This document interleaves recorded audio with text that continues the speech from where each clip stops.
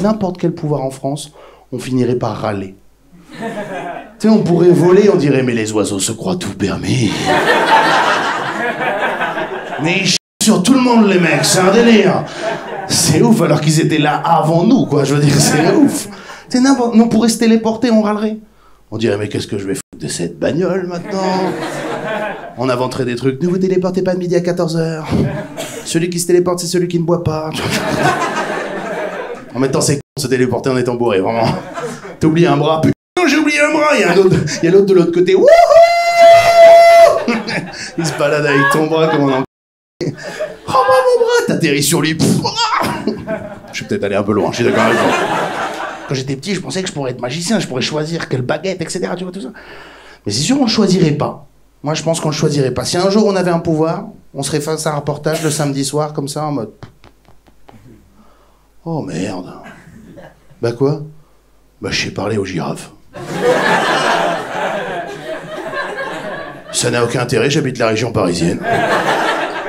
Je suis allergique aux poils d'animaux, alors c'est complètement... C'est sûr, tu vois. Ou si on le choisissait. Éventuellement, si on le choisissait notre pouvoir, on le choisirait pour moi quand on est jeune. Mais je vous dis, moi quand j'étais jeune, j'étais pas fut-fut. Hein. Moi c'est sûr, je me suis retrouvé dans la cour de récré à 5 ans en mode « Les gars, je sais faire des barbes à papa !» Tout le monde en mode « Péri, il fait des barbes à papa !» Wouhou! C'est trop bien de faire des barbes à papa à 5 ans, c'est trop bien, tu vois. À 30 ans, ça sert plus à rien, vraiment. Hein. À part travailler dans un ciné. Vous voulez votre barbe à papa? Et voilà. Vous voulez des paillettes dessus? Martine aussi a fait un beau choix de vie. Martine, les petites paillettes avec les yeux, voilà. J'ai peur de la mort. Ouais, j'ai peur. Mais ça me paraît normal en fait. Je comprends pas les gens qui n'ont pas peur de ça. Dire comment tu peux ne pas avoir peur du truc le plus flippant qui existe au monde, quoi. Moi j'ai un ami comme ça qui a pas peur. Et je lui ai discuté avec lui il y a pas longtemps. Il me regarde vraiment sûr de lui. Il me fait moi j'ai pas peur de la mort. Ok, t'as peur de quoi du coup? Il fait, des araignées.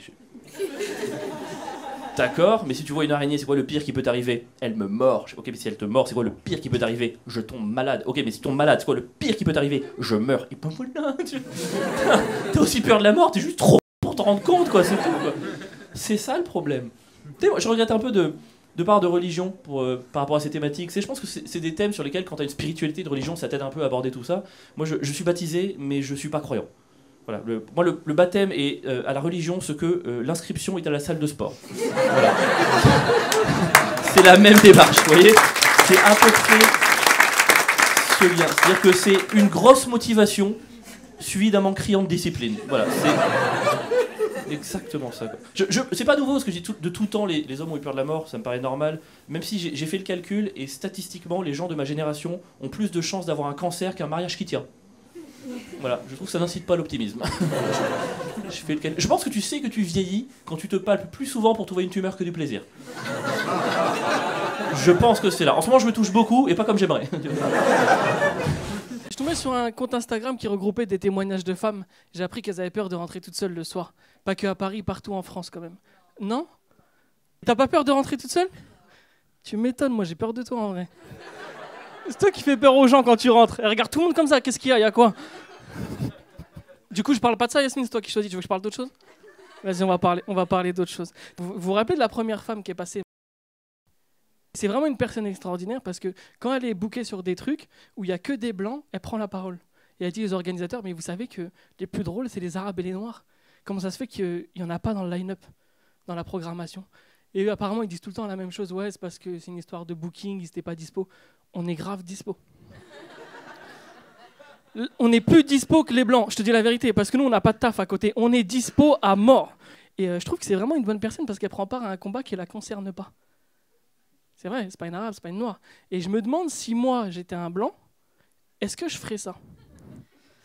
Et j'ai réfléchi à la question. Pas du tout. Mais pas du tout. Si je suis dans un line-up où il n'y a que des blancs, je chuchoterais. Tu sais, je serais là, on est bien entre nous. Hein. Mais c'est sûr. Tellement de respect pour ces gens-là. C'est-à-dire que pour moi, une personne juste, c'est quelqu'un qui prend part à un combat qui ne le concerne pas. Et parfois, c'est dur de prendre part à un combat qui ne nous concerne pas. Tu sais, j'ai fait des passages où j'ai essayé de parler de femmes en début de ce passage-là.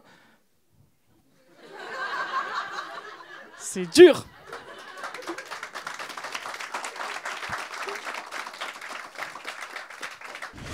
Femmes célibataires qui ont un chat. Parce que les femmes célibataires qui ont un chat, c'est le pire ennemi du chat. Hein. Et moi, au lieu de parler du droit des femmes, je vais parler du droit des chats. Hein.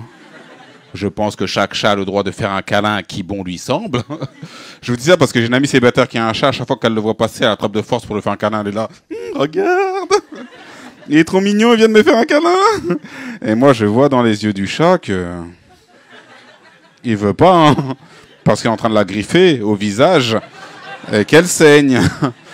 Son vétérinaire lui a dit que son chat était dépressif. Et elle, pour soigner son chat, a décidé de lui acheter de la bœuf. Elle m'a dit, mais non, c'est pas de la bœuf, ça s'appelle de l'herbe à chat, tu peux en trouver chez Jardiland.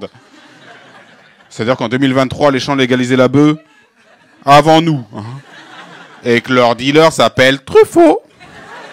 Il est sur Instagram, son chat, il a sa propre page à lui, pistache chat.